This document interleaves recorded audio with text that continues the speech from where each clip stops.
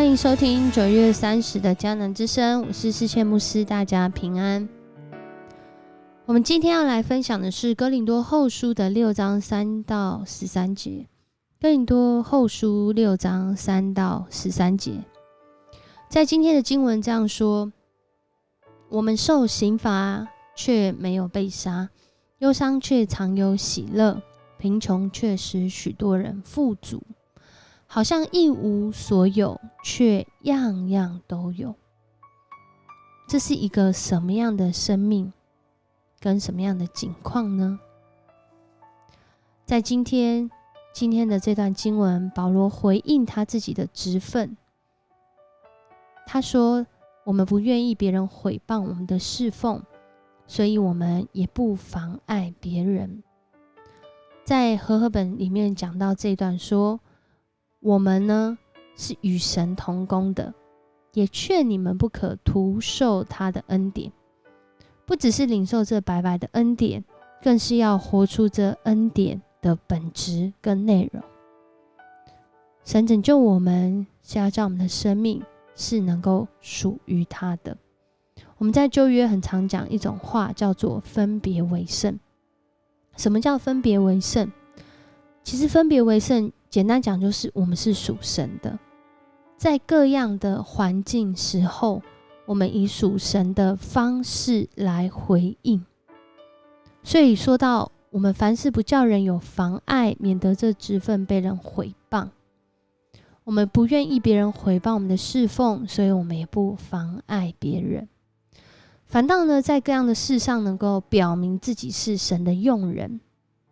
所以在这样的一个过程当中，一个上帝的仆人，其实他的分别为圣是表达在他在面对各样的挑战、环境、顺境、逆境、富余、缺乏、贫穷、富足的时候，他都表达他是属神的。在今天的这段经文，这样的人让人觉得似乎忧愁，好像有很多困难，可是却觉得他好像是一个喜乐的人。他看起来没有那些富足的人富足，他好像蛮贫穷的，可是他却能够叫人的生命得着富足，不论是在看得见的富足还是看不见的富足。这样的人有一种能力，他使人富足，因为他依靠神，他活出他是属神的。他看起来好像一无所有，却是样样都有。保罗其实也在提醒哥林多教会啊，保罗他好像拿起来跟其他的这些学术专家比较，好像跟这些有各样才能的人比较，因为哥林多教会就是充满这种很有才、很有方法、很富足的人很多。这样比较起来，保罗要讲的重点就是我们是不是属神的啦？我们是属神的，不代表我们会一帆风顺，可是我们却能够在各样的环境当中活出基督徒的韧性，活出信仰的本质内涵，活出福音的大能。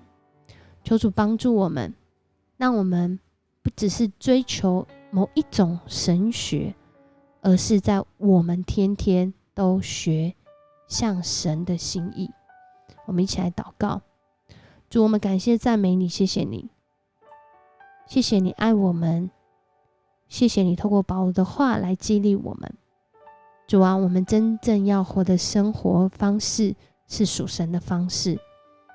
这样的分别为圣，是因为我们是从你而来，是被你所造，被你所赐福，也被你所带领的。恳求你帮助我们。